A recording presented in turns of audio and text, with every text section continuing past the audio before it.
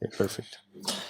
So today we continue with some examples, just a bunch of examples of discrete cellular automata, both in space and in states and whatever. So I changed the program a little bit because now I have a better idea what will happen next. So if you want to go take a look, you can go take a look on the website. But the idea is that today we continue with the discrete CAs. Next time I introduce the first continuous version of a live system. We cannot really call them CAs anymore. So reaction diffusion models. Then we look at other continuous systems, which are one of the most well-known lately, so Lenya and all the variants of Lenya. Then we'll look at neural cellular automata, which is one of the approaches where people combine deep learning or machine learning with some alive systems to get some complicated systems to arise. Then I will be leaving for 2 weeks for vacation. And so one of the courses one of the weeks will just be no course. And the other one will be Clément giving the course in my stead. So it will probably be the last kind of very heavily theoretical course. So if you're interested in that, it will be about the KdV equation. So it's an equation describing waves on the water in a certain limit. And the relation to alive in this case is because it's the only example, or at least one of the few examples where you can actually define precisely what does it mean to be a creature, let's say a soliton, right? So you see them, you see, okay, this is a creature that displays themselves. Well, in the case of this equation, you can actually say, so you give me some wave and I can tell you exactly in this way there are 3 creatures, okay? And this can be all defined precisely. So the course will be probably beyond that, show a sketch of the proof, etc. So I warn you, so this is more like for probably physicists or mathematicians, probably also people from computer science, but it will be more math heavy, let's say. I'll tell you if it changes like second, but in principle it will be that. And then when I come back, we'll look at agent models, so alive models where you have kind of, which are not as low level as the one we've seen. So we've seen more or less, we simulate the physics of the model, right? Or the chemistry maybe. So agent models, it's where the individual pieces that compose the system are kind of smart, right? So you could say like, for example, it modelizes birds or it modelizes cells. So these are some models that we're going to look at. And then for the last course, which would be course 12, I'm yet to decide if I actually do a course or if we do this thing where people try to present the projects. So I'll think about that. But yeah, that's pretty much it. So it's a lot of many examples, except one course, which is potentially very theoretical. Right, any questions except of that? Okay, so let's get started. Let me know also, I'll try to look at the comments from time to time. So as usual, the Slido code is here. Here you have some references if you want to go deeper into some of the things we'll present today, because I'll try to present many things, so I won't go into super depth, but you can learn by yourself. All right, so let's start. So the first cellular automaton I want to present is one which is actually really not well known. So everybody knows about the game of life. Some people know about the Langton hand. The Barricelli cellular automaton is actually not well known. So if you Google it, the only thing you will find is a single website which has some simulations. If you Google it on YouTube, I don't think you will find many simulations. Very unknown. But it is quite interesting. So one reason for this is that historically, it's one of the first systems that was simulated on an actual computer and not by hand.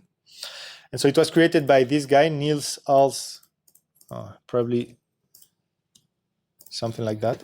Niels Als Barricelli at Princeton. So it was still in this group of, I don't know if I'm going to say, no, it was not Langton's group, whatever. At Princeton, you can see more information in the first course about him. And so one of the interesting things about this automaton, which we haven't seen up until now in other discrete automata, is that it seems to display at least some sort of evolutionary dynamics. Okay, so it seems to be that there is some kind of selective pressures and some kind of evolution in the dynamics. So let's see how it works. So first of all, it's not a cellular automaton, properly speaking, as we've introduced them before. Because if you recall, for the cellular automaton, you need to have a fixed neighborhood, and then the interaction happens only on this neighborhood. In this automaton, there is no real notion of this neighborhood with predefined rules, but still it's kind of doable to parallelize it. Okay, it's not as simple as for a simple automaton, but it's easy to parallelize, so we'll see that. And yeah, so the description of the rules of this automaton in the original paper, which I linked in the references if you want to take a look, are not very precise. Okay, he says a lot of things, but there isn't, for example, some pseudocode that describes the rules exactly. He just gives a bunch of properties, and sometimes it's kind of up to interpretation. So here what I will do is I did the most reasonable interpretation from the point of view of it's possible to be implemented, and it still gives dynamics which are close or very similar to what we see. And so, yeah, so here, if you're still looking for a project and you want to do something practical, one project idea would be to explore all the possible variants of the cellular automaton that we'll see today. So the original automaton is a 1D system, and the possible stage for each cell are simply numbers, which can be positive or negative. Okay, usually what you do is that you cap the numbers that you're allowed to have in the initial conditions. For example, you say, okay, I will consider cells from -10 to 10. Okay, so usually one considers cells in a fixed range, say -10 to 10. Whoops. Right. So the rule for the evolution of the system is in 2 steps. So the first step is just moving, the movement step. And the way this works is that the number of each cell, so the number of a cell is essentially the species or the type of the cell, okay? So the number of the cell determines its behavior. And so it will determine how much it moves and how fast it moves. So in practice, how does it work? So we have a cell number, let's say that it's number I, which is bigger than 0. So here we have some example for the state of the system. So these empty cells, you can either see them as being occupied by 0 or just being empty. And so here we have 3 cells of different numbers. So if the number is positive, what will happen at the next time step is just that the cell will move towards the right, the number of square, which is its number. Okay, so the cell number 3 will just move 1, 2, 3 steps to the right. Negative numbers, which are represented here by an underscore, is the same, but they move to the left instead. So this is -2. So in the next step, it will move 2 steps to the left. And when I equals 0, well, of course, it moves 0 steps. But we also consider the cell to be empty. So 0 is not a live cell, let's say. Of course, when you apply those movement rules, it's natural to have collisions. Okay, nothing prevents 2 cells from arriving on the same cell. And so when there is a collision, what happens is that the cells simply kill themselves. Okay, so that's what I denote by this X. So the 3 and the -2 wanted to go into the same cell. So they just destroy themselves and you are left with an empty cell. Okay. You can also have, there is a variant of this that Barricelli was using, that whenever 2 cells, yeah, it's not very important here, but whenever 2 cells of the same species arrive on the same square, they don't annihilate themselves. You just have 1 cell remaining. Of course, with movement, this is not possible, right? Because if I have 2 cells of number 3, they will never arrive in the same cell since they move in the same way. Okay? But it will be important later. So in this case, if we just do the simulation and look at what happens, here I have the initial state and time goes down. The colors are just random colors, which depend on the number of the cell. And so what happens is that you start with some random numbers here. Very quickly, they are all annihilated because there are just too many cells. They just annihilate themselves. And then you have a few survivors that continue to stream. Okay, so here, for example, this line here is a 1 because it it moves 1 pixel per time step, and then you have other cells which are faster. Okay, so this is not very interesting. Yeah, the first question, very simple question, just to know if you understand. So let me activate it. There's a question, yes? So this is the picture you have, this wraps around from left to right. Yes, sorry, exactly. Is that part of the spec, or is that just one way? So yeah, so in principle, yeah. In principle, when it describes it, does not say whether you put it on a torus or not. But in this case, yeah, to simulate finite environment, you can either put boundary condition. For example, if you arrive at the boundary, you die. But usually it's on a torus, yeah. So what happens is when a cell arrives to the left, it's just put back on the right, okay? Yes, so the first question is, you have this state here. And the question is, how many collisions will there be in the next time step? It's kind of hard to do by mind, but I'll let you answer.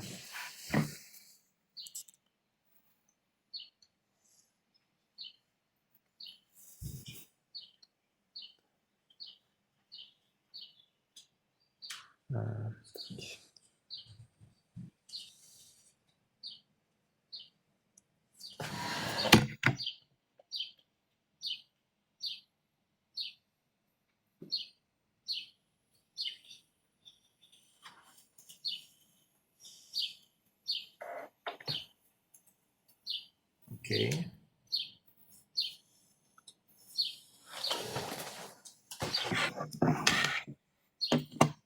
So we have a few answers, right? So the answer is indeed 1 collision. Okay, so most people got it right. So let's see. Yeah, most people got it right. Yeah, so let's take a look to see exactly what happens. So here I just put the 0. This was kind of a how do you say piège? How do you say piège? A trap, yeah. So the 0 was a trap because, of course, there is no difference between the 0 and the empty cell. So here, if we look at the movements, okay, the number 2 will go here and it will collide with the 1. And the -3 will technically collide with the 0, but of course we said that doesn't count as a collision. The 0 is just the empty cell. So we end up with this state here, and so we have 1 collision. Okay, perfect. All right, so this is very simple, but we don't get anything particularly interesting. We just get things dying out, and then maybe it's interesting to see which numbers survive most often. Maybe it's related to if there are prime numbers or not, etc. But that's not very lifelike. So what we do is, of course, now we have a death mechanism, okay? And this death mechanism is the first step to get evolution because it provides some kind of selective pressure, right? You need to be able to survive and not die. So this is important. And now we need the second part that we usually need to have an evolution, some kind of evolution dynamics emerging. We need to have reproduction, or at least, yeah, reproduction, so that successful organism can propagate and kind of repopulate the thing. So the way Barricelli added reproduction, you'll see it's very unintuitive, okay? For me, for example, if I was asked, okay, put reproduction in this thing, I would have thought, okay, maybe when there is a collision, instead of dying, you kind of reproduce and you get an average of the 2 numbers or something like that. The way Barricelli did it is very different and very strange. But the reason we'll see that he did it in this way is that his reproduction mechanism is tailored to promote cooperation between cells. So in other words, his reproduction mechanism make it so you need to collaborate with other cells to be able to reproduce. Because what he wanted to do is have some sort of self-organization where many numbers collaborate to survive. So let's look at the reproduction rule. So here we have 2 cells. Okay, I call them N, O. And here the x minus 1, x plus 1 is just the location of the cell on the world. Okay, so this is position x, this position x minus 1, and so on. So reproduction happens whenever a cell, say N, arrives at a position which was previously occupied by a non-zero cell. Okay, Here the O is kind of unfortunate, but so here we have a reproduction event because the N arrives at a position where in the previous time step was occupied by somebody else. Okay, so here in some sense N is going to reproduce with O. It's not very intuitive because O also moved, so it's no longer here, but that's how it works. Let's say that O leaves an egg or something and N fertilizes it. And so when you have this situation, a reproduction attempt begins. And the two cells, they attempt to spawn a child. So this is very simple. You have several versions, but in the simple version and the version that Barricelli considered, as far as I know, is that the child will be a copy of N. Okay, so the guy landing below O. And you might say, okay, but this is unfair because N is reproducing with O, but O is losing all his genetic, he's not passing down his gene. You have a copy of N. And to mitigate that, what happens is that the position of the child, the newborn child, will depend on O as well. Okay, so the position of the child is X minus N plus O. So what does that mean? This means that the child will spawn at the location where N would have gone if it moved like O. Okay, it's kind of convoluted. So in this case, O moves like so, right? It's a -3. So N reproduces with O.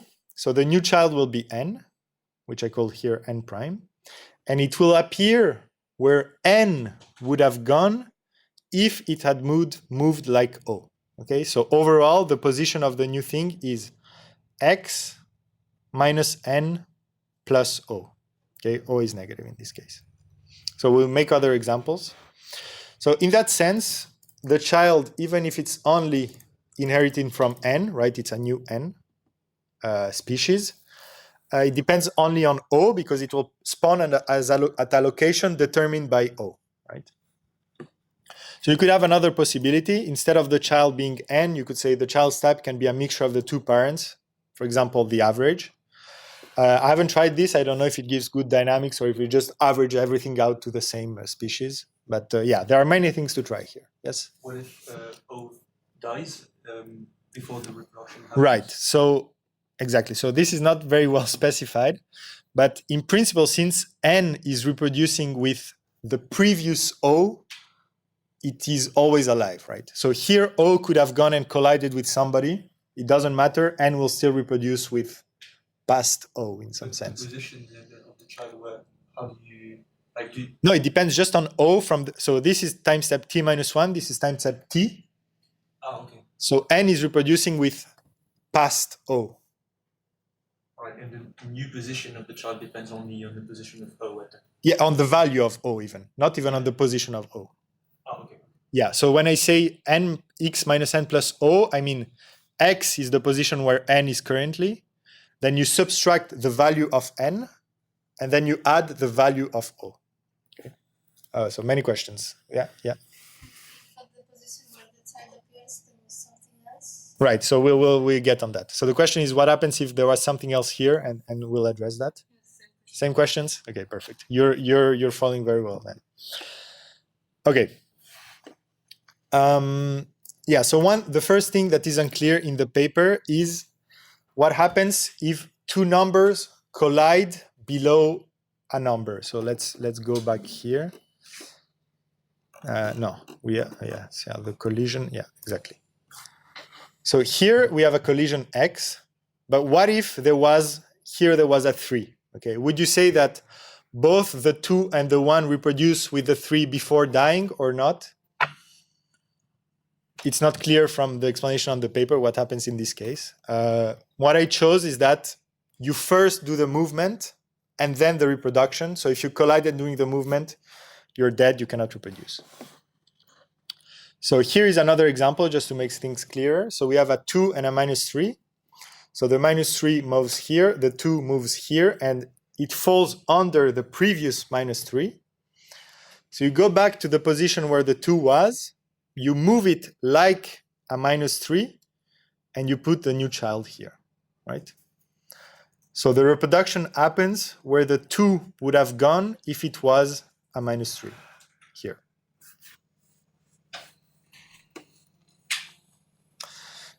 Okay, so why do I say that this reproduction rule forces symbiosis, like Barricelli wanted for numbers to cooperate between species in some sense? Well, the reason, or one of the reasons, is that a cell cannot reproduce with its peers. For example, here we have 2 number 2s. Here they both move. And here we have this one that falls under the other number 2. So a reproduction event happens, and the child will appear where the number 2 would have gone if it was a number 2. So of course, it's at the same position where the parent is. So there is no reproduction in this case. So a 2 cannot reproduce with another 2, but any number can reproduce with any other number. So this forces, if you have a macroorganism, you have to be different numbers, otherwise you cannot spread. So another question here. What is the next state for this initial state? And you have to fill in these 6 possibilities here. So this is a 2 and this is a minus 2.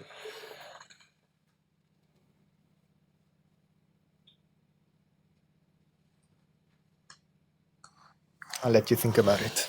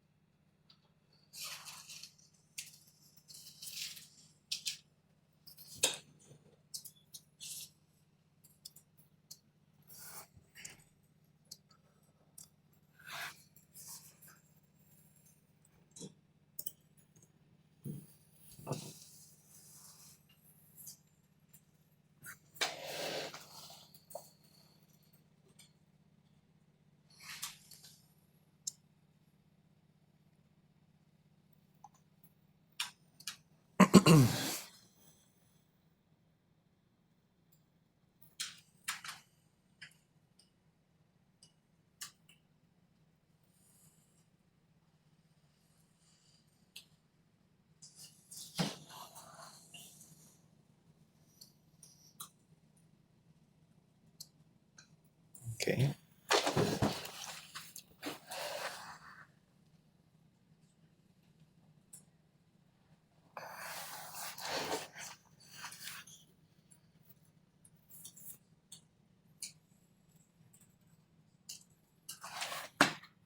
All right, let's take a look.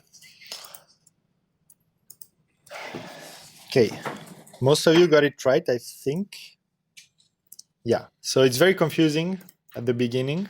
The rule is really not intuitive, but let's see it in action. So first we do the movement, right? So the minus 2 will arrive under the 2, and the 2 will arrive under the minus 2. Okay, so these ones are already fixed.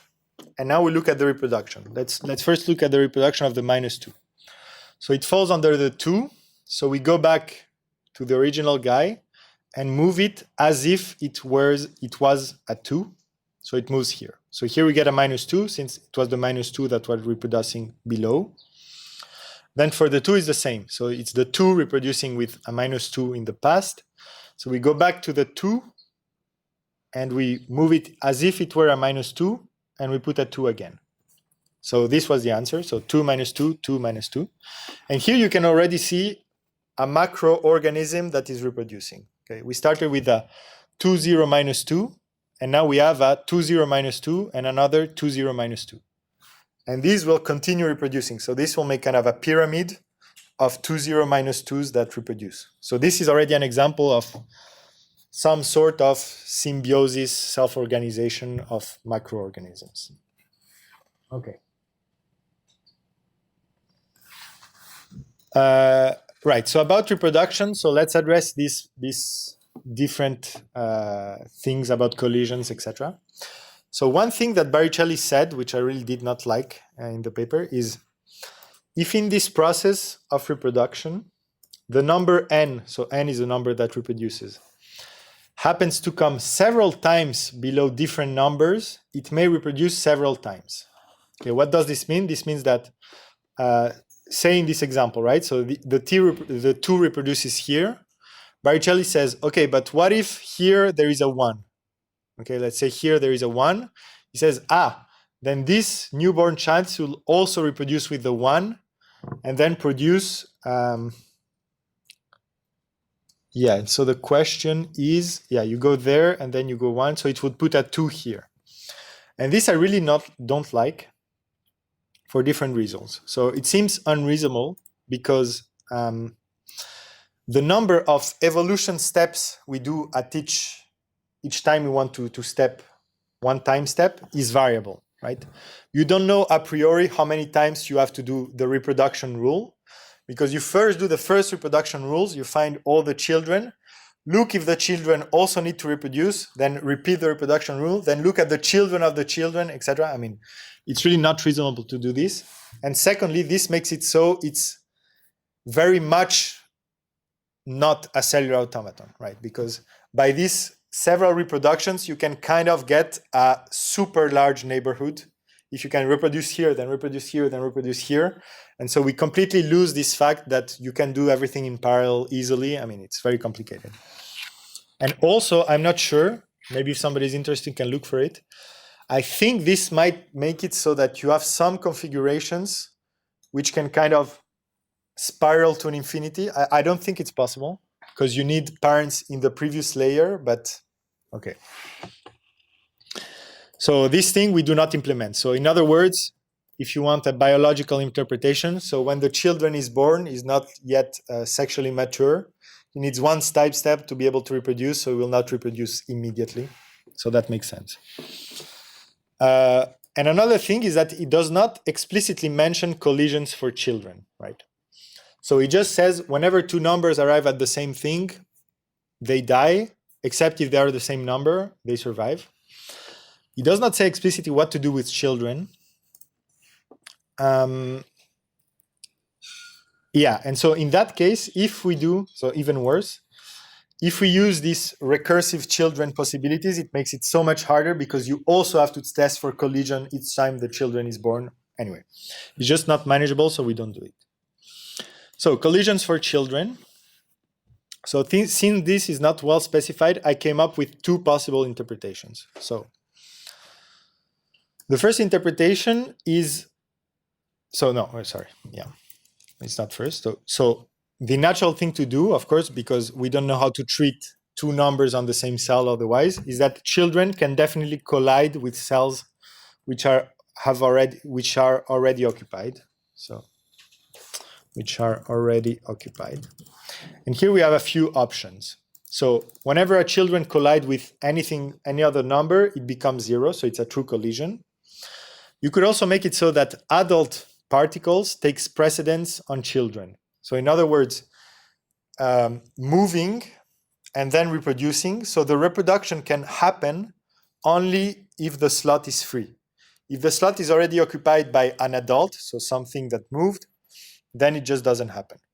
But still, you have collision between 2 new children, right? So if 2 people attempt to reproduce at the same point, in that case, it's a collision. So you have 2 interpretations. You could say that the adult takes precedence. You could also make it so the children takes precedence. The newborn children are stronger, so they just kill the adult and replace it. These, when you test it, so I tested a few of those, it's very hard to see a big difference in the dynamics. There's probably a subtle difference, which I can tell, but nothing too disruptive. So this is an example of children collision. So here we have the reproduction of the 1 with the 3 that will reproduce 1, 2, 3 in this location. We have also the 2 that reproduces with the -3, which will happen -1, -2, -3 at this location. So here it's 2 children attempting to be born in the same thing, and it dies. And so here I just want to mention, because it's funny, this is a common pitfall of implementation, especially if you do the interpretation where the adult take precedence, so where you can reproduce only on empty slots. You have to be sure if you do this with a for loop, if you do not do this in parallel, to not introduce biases. Okay, because if you do it with a for loop, and let's say you loop from left to right, here you will reproduce the one with the 3 and you say, okay, it's fine. It's empty, I put a 3. And then when you try to reproduce the 2 with the -3, you say, there's already somebody. There's already somebody here. It must be an adult. I don't collide here. I just don't reproduce. And so you're putting an advantage for cells which are on the left. Okay, they have more chances to reproduce. And if you look at this website, which is more or less the only website where you can find Barricelli simulations, I think they've made some mistake like this. So this is a simulation of the Barricelli. And I look at the code, they initialize the state just run with random numbers from say -5 to 5. Okay, so a priori you do not expect there to be a biased thing for the numbers that go to the left or to the right.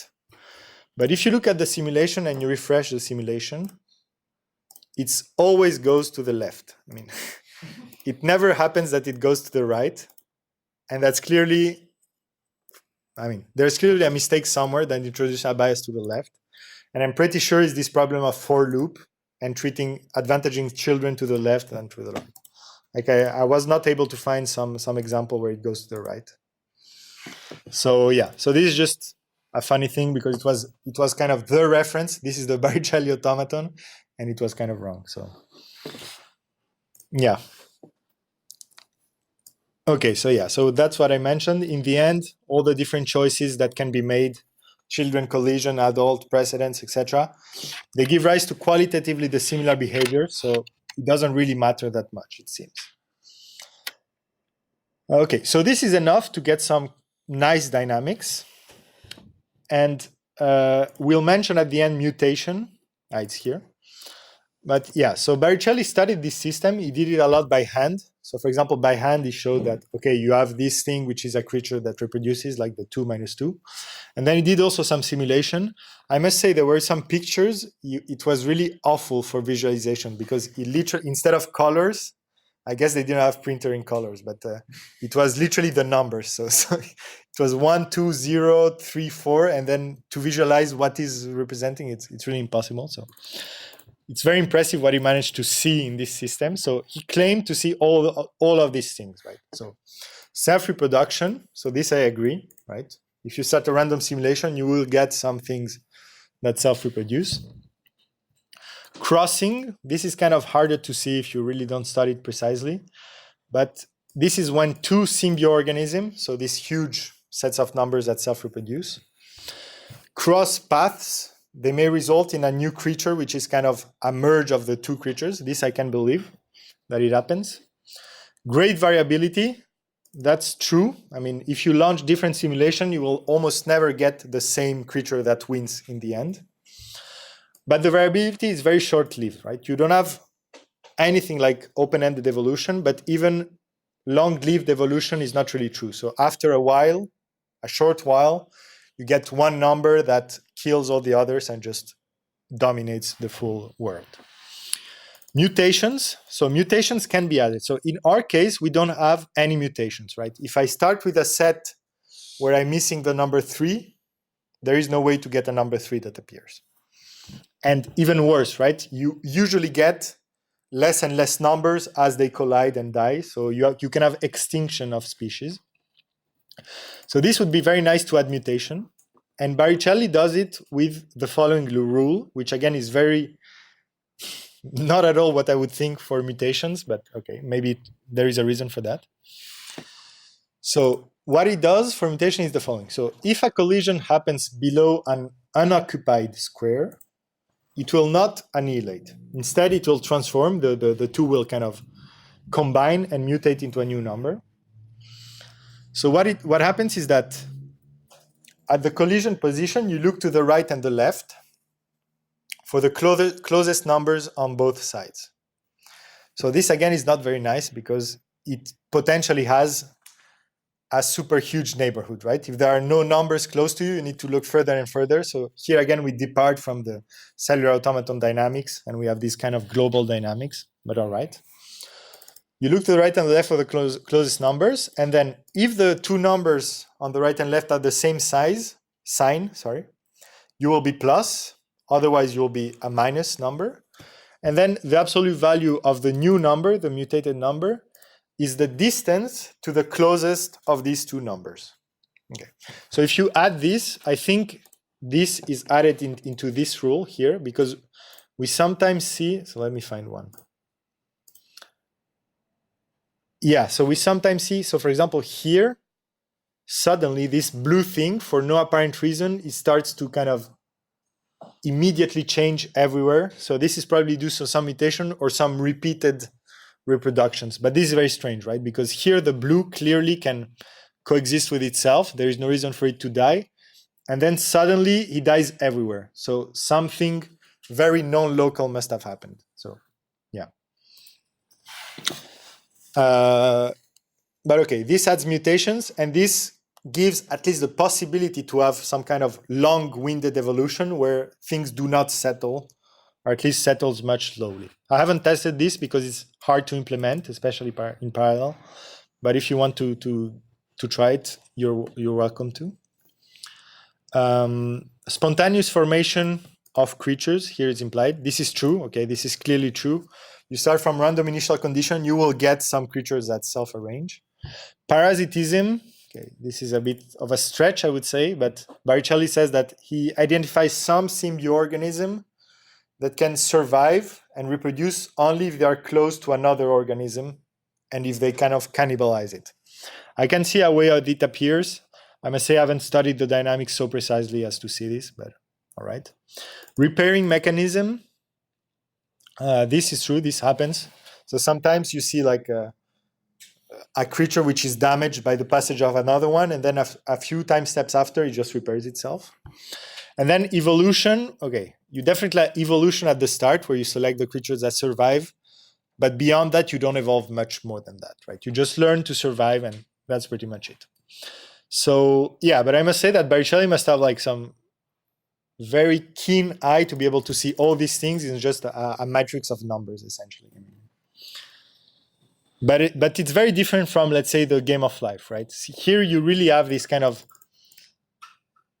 qualities that you would like evolution, mutations, etc. Where in game of life, you don't really have that. Okay, so now that we defined everything, let's look at some dynamics. So here is without mutation and with reproduction collision. So this means that the children collide with the adults and annihilate them. And I start with species from -8 to 8.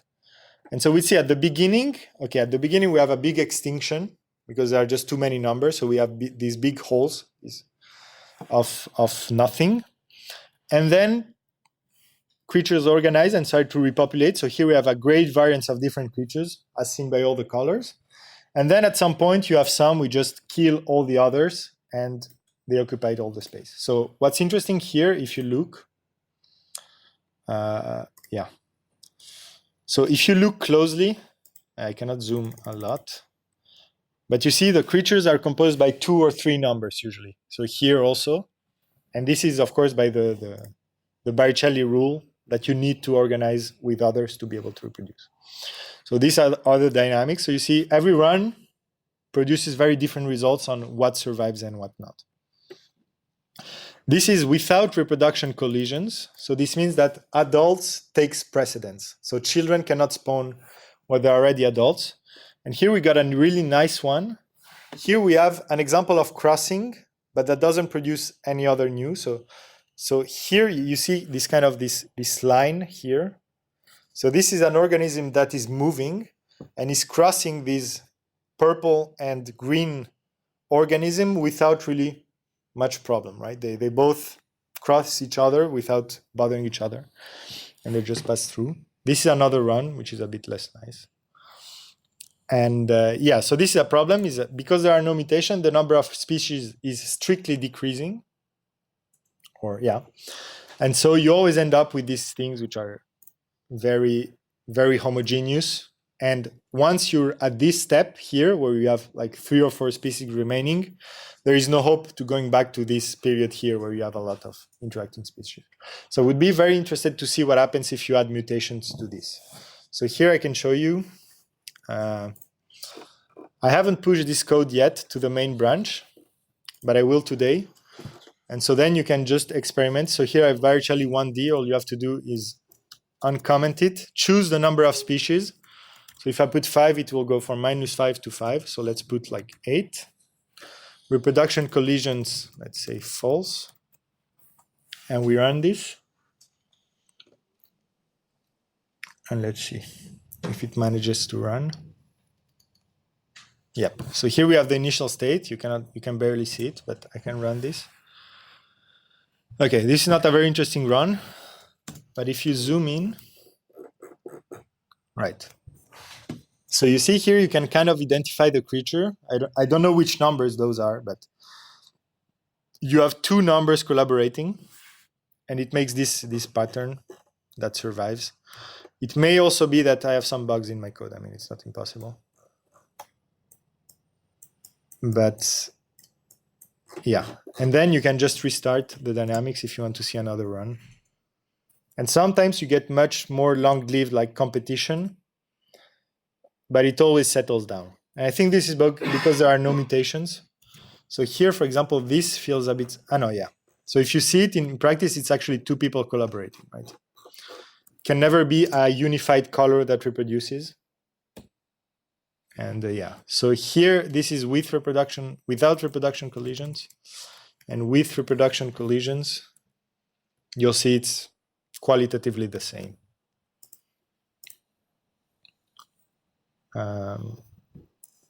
Yeah,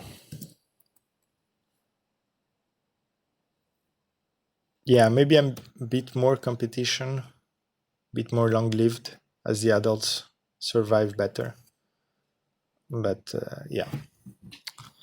So here, I won't go through the way I implemented it because it was really a mess to implement it. So I implemented it in parallel. So in principle, it can also run on the graphics card, etc. But I do not recommending for Barricelli. I mean, it's really not made to be run in parallel because the rules are not local at all. So you cannot just look at your own neighborhood and do some stuff. You need to look at what all the other cells are doing. So it's not great. So if you want to work on this, I would suggest to just do it in the dumb way with for loops. And that way you can play much more with mutations and stuff like that. Because the problem here is that it's very hard to add new capabilities. It lets you run huge worlds, but they're not particularly more interesting than these more worlds. Yeah. A question? So the like collaborating patterns that emerge seems to be like very dependent on the initial conditions. Yes. So it depends a lot. So I think what happens here, since I have no mutations, just you have this huge extinction event at the beginning where it's just full of numbers. And then there, by chance, you have some numbers that survive. And then, you get some self-organizing ones. But essentially it's this part here is where you have some selection and then you have some winners and then it just continues on. I mean, it's maybe interesting to look precisely how one creature came about, but I think it's very complicated to really understand. But it really depends on the initial conditions. I mean, I haven't been able to see some creatures, let's say, that are recurrent in different runs. Maybe with mutation and sufficient time, you might be able to see something like that. But honestly, I doubt it. Yeah. It's very dependent on initial conditions, indeed. All right. So before the break, let me just introduce the 2D version. So Barricelli, of course. The reason of studying the 1D model was obvious. First of all, even simulating the 1D model with like 20 cells would take a day. And second of all, the 1D model, you can actually see what happens on paper. Right? If you have a 2D model, it's immediately harder to see all the dynamics because it should be a 3D shape. So you really need real-time dynamics to see what happens in 2D. But the thing which is really interesting is that going from 1D to 2D is extremely simple, right? So in 1D, each number, how do we extend to 2D? So in 1D, each cell has a single number, which tells it how to move. In 2D, it's very simple. So in 2D, each cell has 2 numbers, which tell it how to move in the X and Y direction. Okay? Simple as that. And then all the rules, they carry through automatically, right? So for the children, what you do, okay, when you fall in a place which was occupied previously, you go back to where you were, and then you move with the numbers of the parent, right? So it's so simple to generalize to 2D, but since this automaton was so unknown, nobody did it. Because usually that's what the first people that do, okay, you have the game of life, let me do the game of life in 3D, right? It's super simple. But nobody did it, so here I want to show you what it looks like if my computer would let me. So here it's kind of important. So if you have a Mac, you can running on the CPU pretty much all right. If you do some optimizations. On a Windows PC, you really need to implement it in the GPU if you want a good frame rate. So let's take a look. So now I show you the full world and I just animate it as it evolves, right? So this is the initial condition, just random numbers everywhere. And as soon as I started, okay, you have a lot of deaths, of course. And then you have a big period. So for the people on YouTube, this might look very ugly because it will be super compressed. But you can just go and test it for yourself with the code. That's the only way I know to get a good video. So far, nothing much seems to be happening. You just have some clouds. But at some point, you begin to see some formations. Like here, you have kind of a white cloud. And at some point, there really seems to be some kind of phase transition where you get some creatures that self-reproduce and they start like occupying the full space. Yeah, this is not very beautiful because it's kind of slow, but you have these whites here, this white cloud. Right here, this one. This one is a big reproduction. Yeah, and now you start to see some kind of regions of solid color. And that's when in the 1D automaton, that's when you start seeing the triangles of solid color. So here there are some sort of pyramids. Yeah, it's kind of slow because I'm streaming at the same time. But if you run it on your computer and you have a GPU, it should be pretty fast. Right, so it's very beautiful. Here we have some purples that are managing to do something. Will they die? Yeah, they're dead. So it's very beautiful. Each time you run it, you get a different thing. And nobody made it in like 50 years of the 1D Barricelli automaton existing. Nobody made the 2D Barricelli automaton. And yeah, so here, again, it would be very interesting to see what happens if you add mutations. Because here, if you take numbers from -5 to 5, you now have 100 different species, right? Because you have the X and Y values. So it's potentially much richer than the Barricelli, the 1D Barricelli. And then I also thought about doing it in 3D, which is also trivial to extend. So in 3D, it starts to be quite heavy. Okay, you have the 3 dimensions to check, etc. It scales cubic with the size of the system. And the problem with 3D, it's mainly visualization, right? Because you see that in the dynamics, they are pretty opaque. So every part of the space is occupied by something. And so in 3D, I don't really see how you could visualize this, because if you're inside the Barricelli automaton, there are just colors everywhere, so you just don't see anything. So yeah, so in 3D, it probably would give even better things. If we lived in 4D and could look at the full 3D slice, it would be very nice. But as it stands, it doesn't look very good. So here I have a video, which you can look also on the notebook. The problem with all the cellular automata is that the video look much worse than the actual dynamics. So here you see in faster how all the colors kind of spring to life whenever they manage to reproduce. So we see it takes a while, right? For a while, you just have this kind of random gas until by chance you have a combination of colors that reproduces, and then it starts to spread. Yes, a question? Is the time that it takes until we get this... This spreading? I haven't checked. That's a good question. Relatively the same? Yeah, that's a very good question. So the question is the time frame that you need for the operation of these big clusters approximately the same every time? And it's a very good question, actually. I haven't thought about it. But it would be very interesting to see, because if it's more or less always the same time, it kind of suggests that Okay, extrapolating hugely. If we have another planet, it would take around the same time for life to emerge in this very simple system, of course. But that's a very interesting question. Yeah, very interesting. Okay, so we can do the break and come back in about 15 minutes. Yeah. I think it should be about the same. I think so, honestly.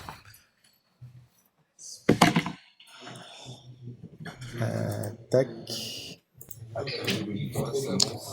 Okay, let's restart. So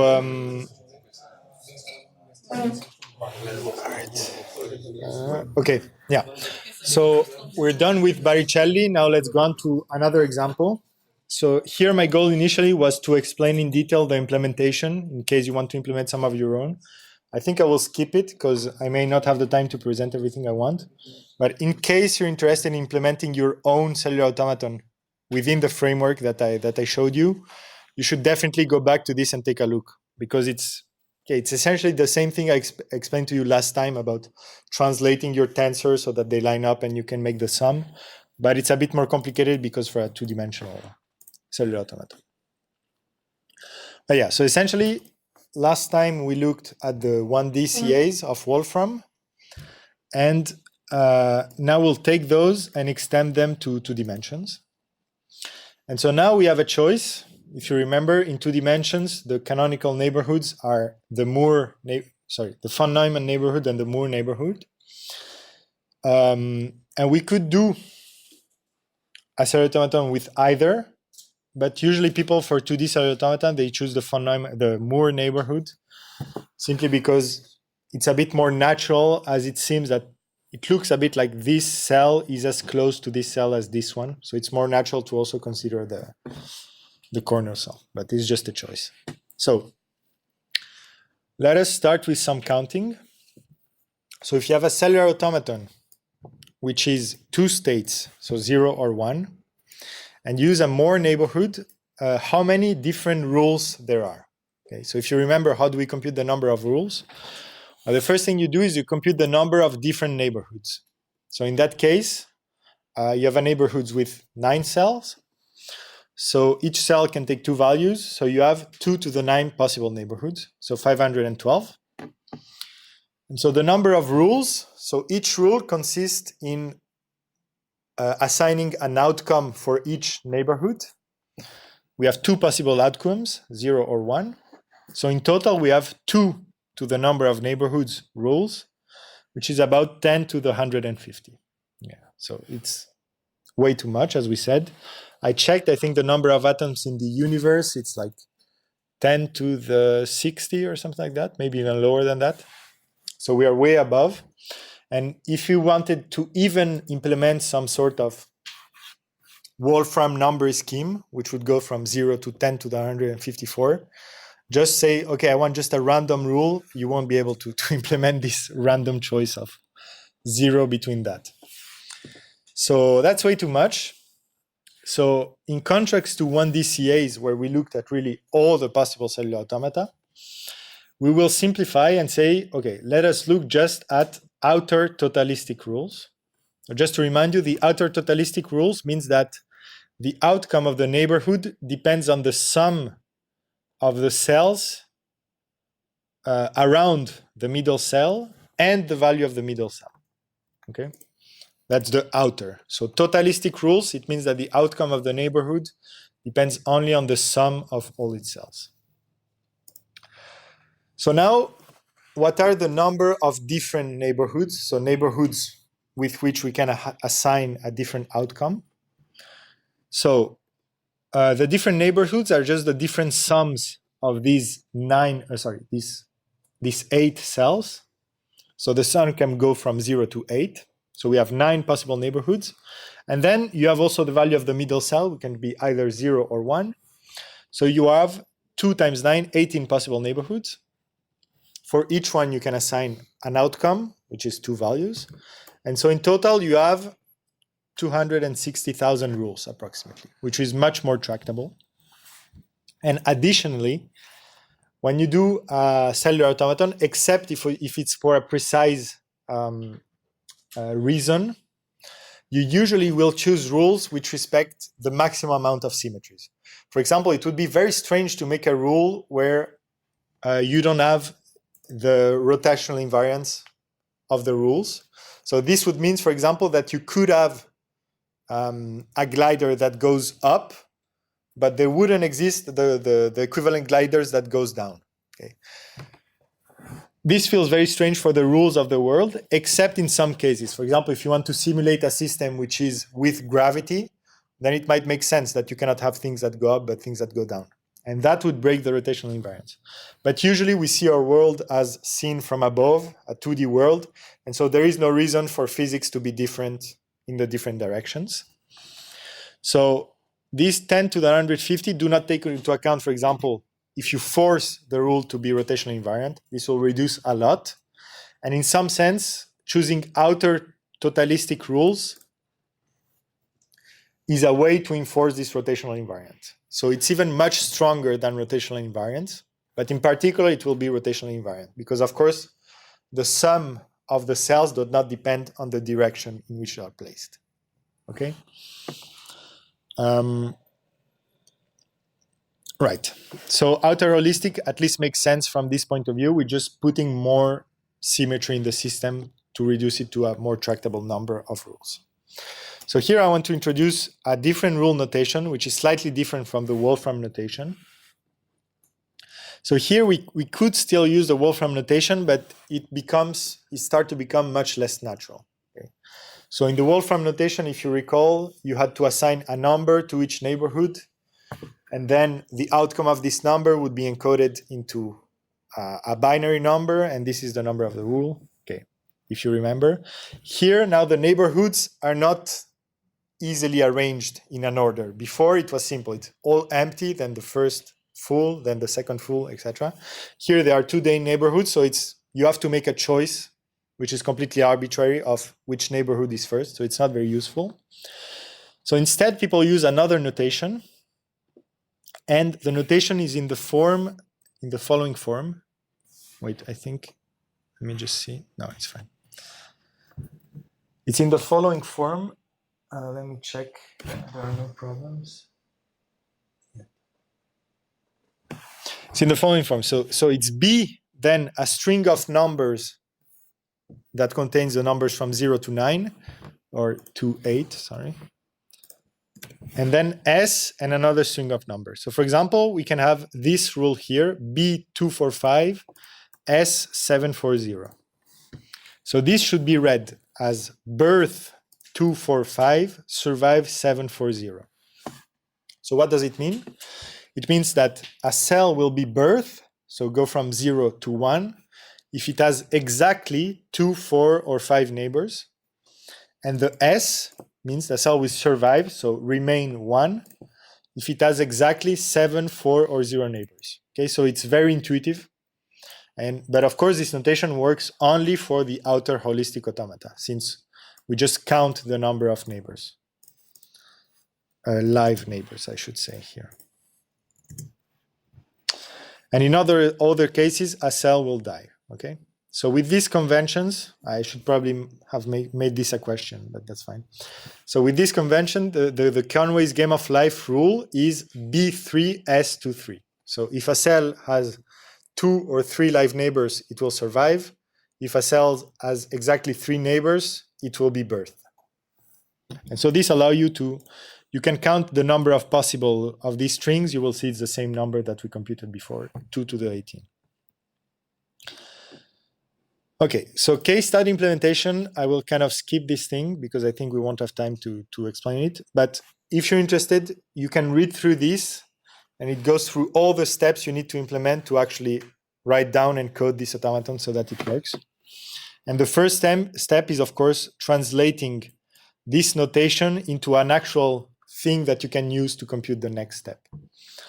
So it's very similar to the 1D automaton. It used some kind of bit shift tricks, but I'll let you read it.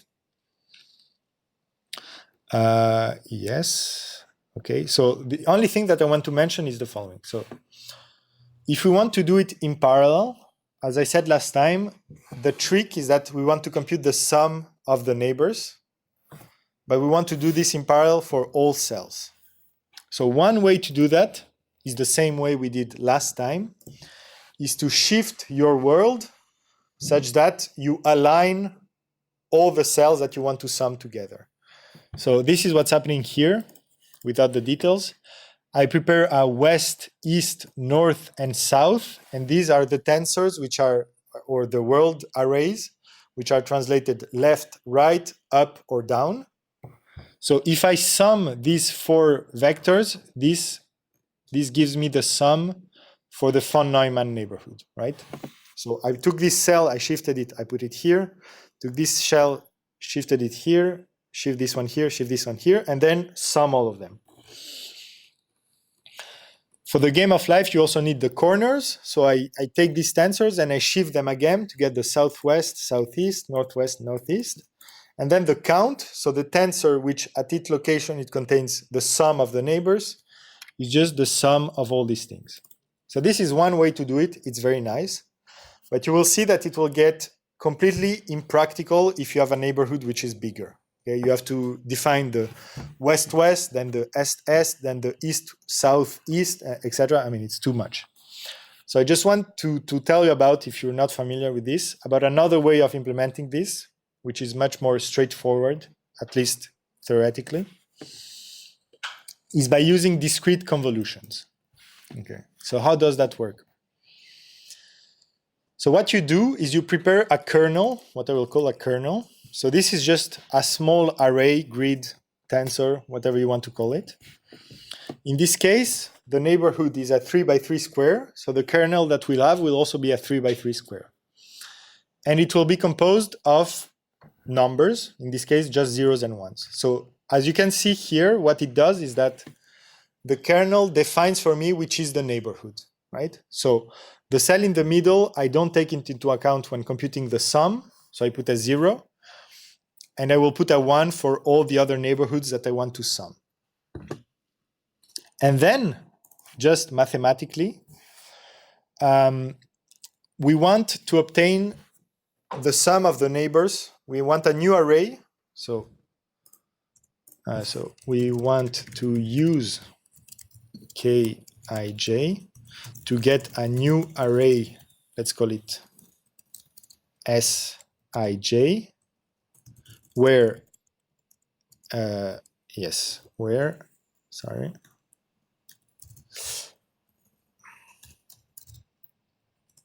so where Sij is the array of the sums. So this is equal to the sum over the neighbors of ij. Yeah, this is not very pretty, but that's fine. Of 1, right? Sum, how can I write it? Cell, yeah. Okay, very pictorially, okay, we want a new array where at the location ij, we have the sum of the values of the neighbors, but which neighbors? Well, the neighbors of ij, okay? And the way to do it is with a convolution. So here I have this formula. So this W prime is really what I mean by S. Okay, so let's see. This is just a rewriting of this, but more precisely, right? So we sum over K and L, which go from -1, 0, 1. Why? Because when we have a cell here and want to look at their neighbors, we'll have to look at -1, 0, 1, okay? The cells which are the neighbors. Then we take the kernel here, KL, which essentially will tell us if the current cell we are looking at will contribute to the sum or not. Okay, so the middle cell does not contribute while the others do. And here I just have the world. So this is what denotes as the neighbor, right? Because the neighbor is located ij, and then you have the offset with K and L, which can be -1, 0, or 1. Okay? And this is just the definition of a convolution. So we write it K star W ij. And the advantage of the convolution is that in all the numerical frameworks that you use in Python, for example, you have an operation which is convolution. So all you have to do is give it your world, your kernel, and it will do it for you.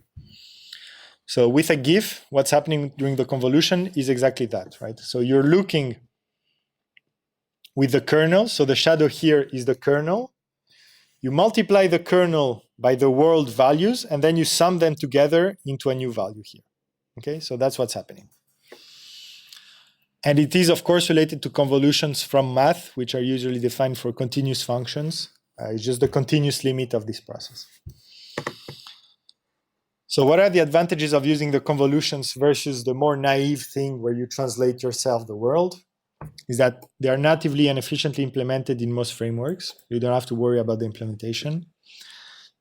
They avoid the memory problems because when you do this, we have just created like 8 tensors, each of which contain the full state of the world. It's kind of wasteful. And it's much easier to generalize to bigger neighborhoods, as I said, right? All you need to do is just take a kernel which is bigger, put your values in according to the neighborhood, and that's good. All right, so here I have the implementation. I won't show it to you. You can take a look if you want. I just want to show you what it looks like. So here for the visualization, I did a nice thing where each cell kind of leaves a trail when it was turned on. So you can see the trails of the cells. So here you see the CA2D. You can give him the B number, the birth numbers, and the survive number. And then, okay, you tell him if you want to be on the CPU or on the GPU, and then you get this. And now I can just run this. And this is the game of life. So you will start to see, you have some gliders that are escaping here. You can zoom in, let's see it. Yeah. So you see each cell, when it's alive, it leaves a trail. You can decrease this trail if you want to see the dynamics more precisely, or increase it if you just want to see what happens. So let me relaunch it with a smaller window because it's kind of slow.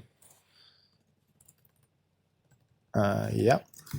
And here in this system, you can press on a button and it will just choose another rule among all the possible outer heuristic rules. So again, if you are epileptic or deranged by flashing stuff, close your eyes because 50% of the rule are flashing. The shadows make it better, but okay, this is the game of life. Then I choose a random rule. Okay, most rules are like this, completely chaotic. So if I remove the shadow, sorry, I increase the shadows. So if I remove the shadows, you see it's basically static, right? This is another rule. This one is one which is periodic, class 1 or 2. Another one which is chaotic, another one which is chaotic, another one which is chaotic. Oh, you're super lucky, you don't get any flashing stuff. Still not. Okay, this one is chaotic, but it's kind of nice. It grows slowly like a cell.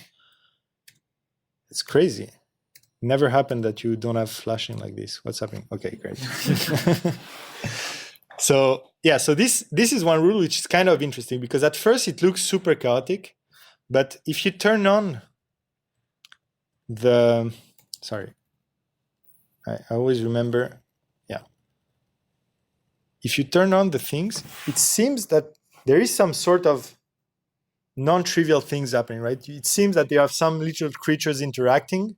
They're not completely chaotic. So for this one, I'm really unsure whether it's chaotic or maybe Turing complete. I don't know. But yeah, you get a lot of stuff like this. So here I should increase. Yeah. So this one is one, again, that looks very nice. Unfortunately, it blinks. So the blinking, it's simply when a dead cell has dead neighbors, it becomes white, and vice versa, it will start blinking, of course. So this one looks actually really nice. Unfortunately, it blinks.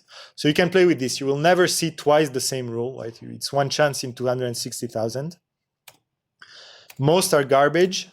Some are cool. Okay, this one doesn't move at all. And yeah.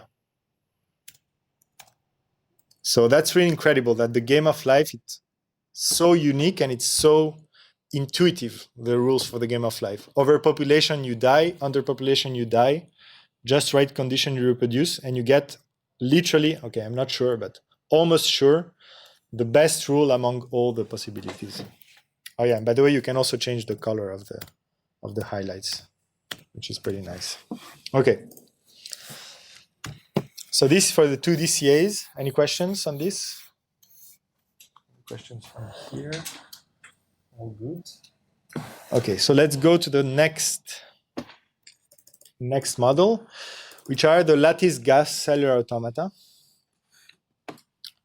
And this, I wanted to mention this one, not so much for A-life, although it has some applications, especially in biology, but more because it's one of the examples where it's trying to make the connection of the discrete to the continuous. So far, all the models were discrete and there was no goal of going into the continuous, just a discrete model and that's it.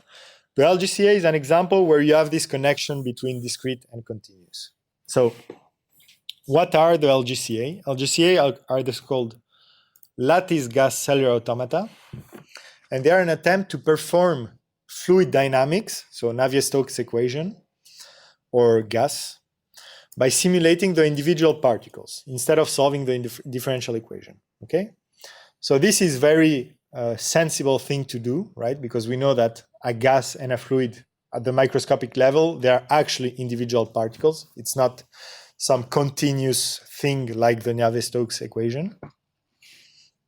And the idea is simple, okay? It's when you derive, if you ever done this, when you derive the Navier-Stokes equations, what you do is usually you take a small cube of the fluid or the gas, and you look at the forces acting on this cube.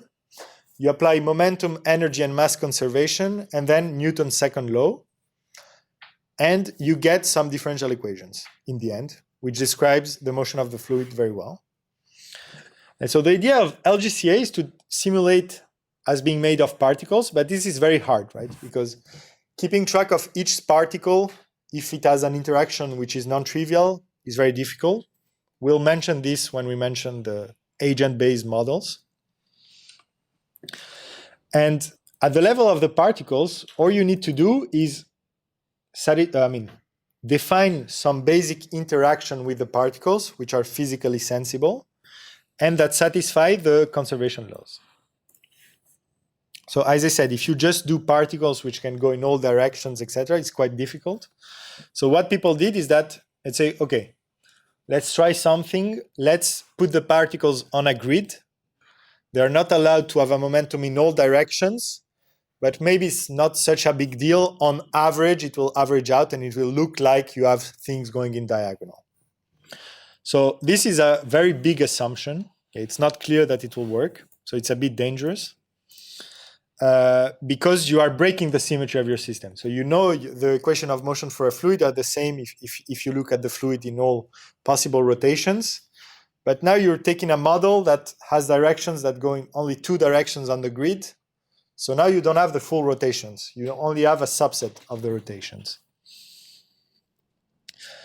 So the hope is that that's fine. You will still get the full rotation when you zoom out and average things over. But it's not clear a priori. So the first model, the simplest one, is the HPP model. So Hardy, Pomo, and Patsis is the names of the people that implemented it. I don't remember which year it was, but it was quite a long time ago. And they choose a square lattice to put the particles on. And the rules, the state of the world is very simple. So you have the lattice points here, which are blue. These are the lattice nodes or lattice points. And they can hold up to 4 particles, from 0 to 4 particles. So in this picture here, this central node here has 2 particles, okay? This one and this one. This node has 0 particle, this one has 1, etc. Each particle simply has a direction, okay, or a velocity, which is just represented by the arrow here. And the direction can be in one of the 4 cardinal directions that are on the grid. And in this model, 2 particles that go in the same direction will never be at the same node point. Okay, so in this node, it's true, you can have up to 4 particles, but only if these 4 particles go into different directions. You cannot have 2 particles going north, for example. Okay, so this is the state of the world. Now the transition function. So you have the first step, which is collision. So this is really the interaction between particles. And this step is local to each node. Okay, so let me write it. completely local to each node, no cross-node interactions. So what happens is that at each node, okay, so let's say this node here, we permute the particles, so we just switch them around with the directions in such a way that the total momentum is preserved, okay, because we really want momentum conservation. That's kind of a necessary assumption to get the correct fluid equations. So in the square lattice, this is very simple. You only have two possibilities that conserve momentum. Okay, it's a bit annoying here. Yeah. So either you have two particles colliding head on, and then you can switch them around and they collide and they go perpendicularly, or the other way around, okay? So here, this is just a representation trick to make things simpler. The particles point towards the node before the collision step, and after the collision step, they point away from the node. But here what happened is that we applied the collision. So you can look, for example, if I put a third particle here, there is no way to make any permutation that conserves the total momentum, okay? In this case, the total momentum is 0, is the only two possibilities. All right. So yeah, so for example, if there are three particles, if there was one on top here, nothing would happen. They would just go after the collision step and they would all be pointing in the same directions. Then you have the step 2, which is propagation. And now this is no longer, how do you say? No longer on a single node. Now you have cross-node interactions. And so what happens is that simultaneously, all particles move to the node they are pointing to. So for example, let's look at this picture. So this is after the collisions. This particle here is pointing to this node, and so it will move to it. This particle is pointing to this one, so it will move to this one, and so on and so forth. Okay? So by design, with this propagation design, you will see, you can easily convince yourself that you can never have two particles that point in the same direction at the same node. Simply because these two particles would have to come from the same node. But since you start with a configuration where there are no two particles going in the same node, together? Yes, this node collides, so you end up with two things like this, but something propagates from the other side. So the thing is that the collision is really at the level of the nodes. So if I have one node with particles like this, Yes. it comes like this. Yes. But from the left side, you have a particle which comes in. Yes. So the thing is that all particles move together. So this particle will escape to leave place for the other ones. So for example, this one, you see here, this particle would go in the place of this one, but they both move together and so they escape. So if you move all your particles at the same time, the only way to get two particles that are at the same point is if they were already at the same point. I don't know if it's clear. So for example, let's make the drawing that you said. So you're saying you have a node collision like this, right? Yeah, and from the bottom, something comes in. From the bottom, okay, from the bottom you have something like this, right? So you first do the collision step. So this, they collide and then they become, let's see, like this, right? And then when you move, so this one will be on the same point as this one, but this one will also escape, right? Because you move everybody together. Yeah. Essentially, at each time step, all the arrows either have their heads against the vertex or No. against. So at the collision step, they all look towards the vertex. After the collision step, they all look away from the vertex. Yeah, that's it. So this situation, you know. Yeah. So this no, but if, with my notation, this situation would be like this. Sorry. Yeah. So this one, this is sorry. Okay. So it would be like this before collision, and then after collision, it would be sorry, like this and like this. Yes. Yeah. But really, the fact that the arrows look towards the node or look away from the node, this is just my notation. There is no difference between the two. It's just that it's simply to think about is simply to think about two arrows colliding when they are like this. But in principle, it's the same as saying this, right? These two arrows do collide as well. But for visualization, it's not so good.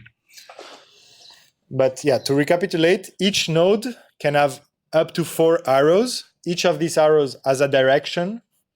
The fact that they point towards or not, it doesn't matter. It's just 2 horizontal directions can collide, and 2 vertical directions can collide as well. Any other questions? Okay. So I have the little quiz. What neighborhood type does this cellular automaton use?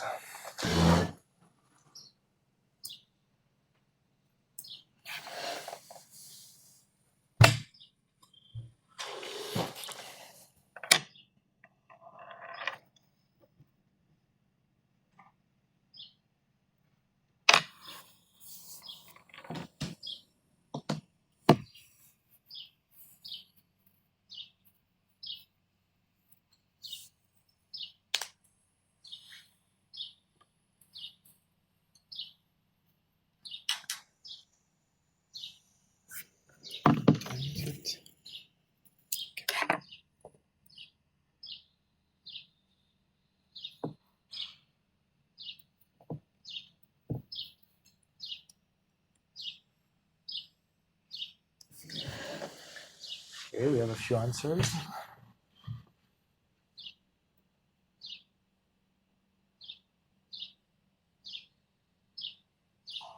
I'll wait for 2 more answers and then we can go on.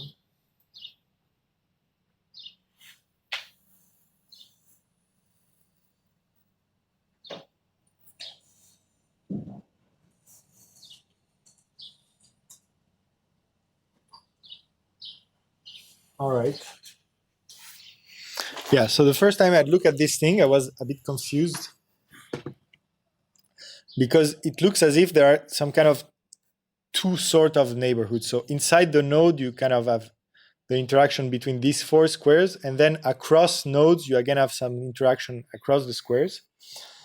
The answer is yes. So the answer is indeed a von Neumann neighborhood.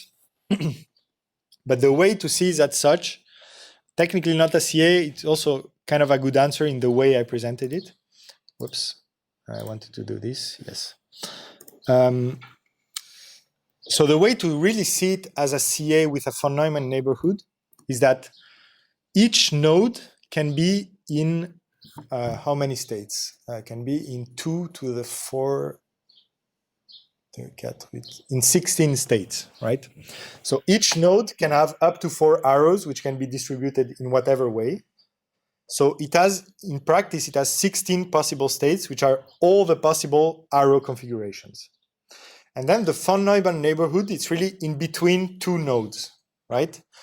And so the evolution rules of the cellular automaton is first you look only at your state and you are mapped to another state. And then according to the state of your von Neumann neighbors, you will update your state. And this is the movement phase, okay? So if we represent it as a cellular automaton, we would have a square grid of nodes which have 16 different states. And then you have 2 steps to compute the next thing, but you can just merge them into 1 step. Update your state, which is the collision, and then update your state again according to the state of your neighbors, right? So this is technically a von Neumann because we are just looking at ourselves and at our neighbors. Now, if you start to look at this as the nodes being in between the nodes, then you have 4 times as many nodes. And in that case, you have some very strange neighborhood if you look at it this way. So kind of all the answers were kind of okay. All right. So yeah, so what I mentioned is this model has a subset of rotational symmetry because all the rules that we described, if I just rotate everything by 90 degrees, they are the same rules. Yeah, so this is the symmetry that we get. The symmetry that we would like to have at a big scale when we want to do the fluid is full rotational symmetry. So let's see how the dynamics look. And for this, I implemented a nice interactive version. Let's see if we can make it run. Right. So the way I represent the state of the world is just that each node has a color and it's brighter or more yellow the more it is occupied. Okay, so the yellow dots means that you have 4 arrows. The blue dots, you have 0 arrows. And I think here, yeah, so here it's initialized with just random noise. So this is what you would have. And then what I did is that you can, whoops, yeah, it's very laggy, but you can draw walls, okay? And then, let me see, in principle, yes. So here I can put a lot of gas. You see, okay. Now let's evaluate. Okay, so you have this pocket of gas, which is very concentrated. And now I can remove the wall. So in principle, yeah.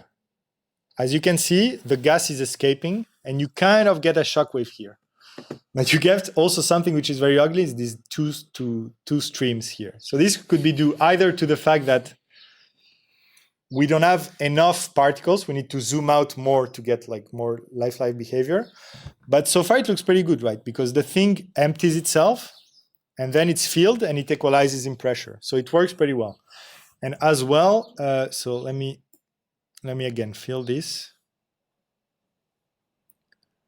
And then I can put some kind of obstacle here. No, but here it doesn't work. Let me do it like this. Yeah. So yeah, it looks kind of good. Let's do an explosion actually. How do we do this? Let me reset. Yeah. So for the explosion, yeah, I can just fill this and then remove the wall. Right. Okay, so here I want you to see this. So the explosion was roughly circular, right? I made a rough circle. So if you had a good simulation, you would expect it to be also explode in a circle. Okay. Here we see there is a big problem. Oh shit. Yeah, let me feel that. So here we see there is a big problem that somehow, you see this cross here? So this cross has exactly the 90-degree symmetry that our underlying model has. So here we have a problem in that even at bigger scale, we do not restore the full rotational symmetry. So in other words, the assumption that it just be all right to take 90 degrees, it's not true, okay? So we get something that kind of behaved like a gas. So you have these shock waves. I mean, it does equalize when you let it run, etc. But it's not the Navier-Stokes equation because the Navier-Stokes equation is rotationally invariant. Okay, so here, yeah, you can add gas, you can remove gas.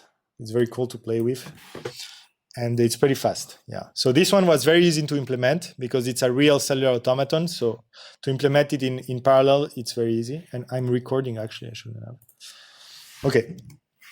So what people noticed when they did their simulation here, I didn't put the video yet, is that things begin to look fluid-like, but you don't have the restoration of the rotational invariance. And this is easy to see, yeah, in the case that I told you. Okay, I will fill this later. So the ensuing wave seems to break the spherical symmetry which you like and has some square-like features. And this means that the 90 degrees invariance is not enough to recover the full rotation at large scale. So just to explain why you would expect to get the full rotation, it's simply that it is true that particles can just go in these directions. But if you put a background of noise and then you have a wave of particle, you expect that, okay, on average, the particle will do like this, and then this will make a diagonal stream of particles, for example. This is the intuition. It seems to not be correct, at least for 90 degrees invariance. And so the question is, and this I will go fast because I don't have time anymore, unfortunately, but you can actually see this more precisely. So there is a precise way in which you can say, okay, here are the microscopic dynamics. I want to take the limit to the continuum and see what are the differential equations that come out. And this was actually done for these LGCAs. I don't know if it was done for this one because it didn't work, but there is a book that does this treatment for the next thing. So here we'll see if we take a look at it next time, because next time we're talking about the continuous. But I go essentially through the steps, but from a very high point of view, that you need to do to take this continuum limit. It's really not trivial to do, but it is possible. You have to make a lot of approximations, but you get the correct results at the end. So this, we'll see if we take a look next time. If you're interested, read it. And also the reference, which is the reference, is not here yet. I will add it. So there is a reference where they do the full procedure for the LGCA, and they show, okay, you get the Navier-Stokes equation. And the interesting thing is that if you modify the collision behavior, you actually get to modify the viscosity of the fluid. So the parameters of the fluid really depend on the microscopic parameter, which is very nice. So so this we skip this question because it's about the theoretical treatment. Yes, a question? But would it be possible to design like cellular automata that have like more symmetries if you... Yes. Okay, so the question is, could it be possible to design a cellular automaton that has more symmetries? And that's exactly what people did when they realized that this was not enough, the 90 degrees. So this is the FHP model. I forgot to put the authors, but one of the HPs is the same as the previous HPs. And the upgrade is very simple, exactly. So instead of beginning with a square lattice, let's say, okay, let's get a bit closer to rotational invariance. Let's consider an hexagonal lattice, okay? So now the rules are very similar, okay? You have this lattice here. These are the nodes again, but they are now in hexagonal lattice. So what does this mean is that now you have an enhanced rotational symmetry. Now, not only not 90 degrees, but 60 degrees. So it's a slightly bigger group, which is symmetric. And you might say, okay, well, it will be slightly better. Instead of getting a cross, you'll get a star in the explosion. But that's actually not what happens. It's very interesting. So yeah, the other thing to change here, that before we had the two possible collisions. Now you get much more variety in the possible collisions for this FHP model, because you have more ways of conserving momentum. So for example, if you have two particles coming head on, you could flip this to this or to this, right? You have two possibilities. Now you also have a possibility of getting three particles, and then you can just rotate them like this. And if you get two particles like this and one like that, you can collide one but not the other. You get much more collisions, and that's also why I did not implement it, because you get just a full list of if this and that, and it's super annoying. But it works better. And you also have an option, an extra option, to add a rest particle. So you might ask, why didn't we add the rest particle to the HPP model? Okay, why can't I say that you can also have a particle at rest here? Well, the reason is that the particle at rest has no interaction that would make it not at rest, because you need to conserve momentum. So if you have one particle at rest and you bump it like this, if you want to conserve momentum, you still need a particle at rest when you go out. You could technically do, and at some point we tried it with a physics student, to put two particles at rest, because then you can this can go into four particles. But okay, it's not so easy. Whereas in the FHP model, you can actually see that if you put a particle at rest, you actually have options of momentum conserving collisions that actually activate this particle. So it makes sense to add it. And yeah, so in the reference that I talked to you about, they do this whole process of taking the limit to the continuum. And they actually show that you recover the full rotational invariance. And this you can actually see in the simulation. If you do the same experiment of the explosion, you will actually see a circle if you zoom out enough. And they were able to prove that in the limit, you actually get the Navier-Stokes equation. And you can actually somehow explain, okay, the viscosity depends in such and such way from the collision equations. And so it's very nice. So the last question about it is that you might say, okay, that's very nice, but is it actually useful for simulating a fluid versus just solving the Navier-Stokes equation?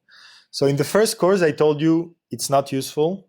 And actually, I stand corrected because I have a friend who used to work on the so-called Boltzmann lattice Boltzmann models, which are essentially the same thing as this lattice gas, as I told you. But instead of having individual particles, so instead of the sites being 0 or 1, they are a real value between 0 and 1. And this denotes the probability that a particle is there. And then you can kind of define the same collision rules, but with the probabilities. And this scales up much more because the problem with this system is that, first of all, you need this background of noise to be able to kind of diffuse the particles such that they don't just travel like this. And so you need to scale the thing super large. For the Boltzmann, this kind of local average is built in because you have values from 0 to 1. And so you don't need such big grids to actually get good simulations. And so the location in which the LGCA-like dynamics are much better than Navier-Stokes is when you have crazy geometry. Because for Navier-Stokes, if I tell you, okay, I have a fluid here, and I want you to simulate what happens when, wait, it turned on. Yeah. I want you to simulate the fluid when it goes through this, when you put it in this thing, right? This is super hard with Navier-Stokes because you actually have to implement the boundary conditions that respect this crazy stuff. Whereas for the LGCA or the Boltzmann lattice, all you do is just put a grid, draw your geometry, and then it's automatic. The boundary conditions are respected automatically. So it's actually used for simulation when you have those very complicated kind of geometries. Yeah. And I think we'll continue next time because we're already over time. And next time I just present very quickly the kind of alive version of the LGCA. I present this thing that we'll see next time. So kind of the continuous limit of the game of life. And then we move on to the reaction diffusion. Okay, that's it.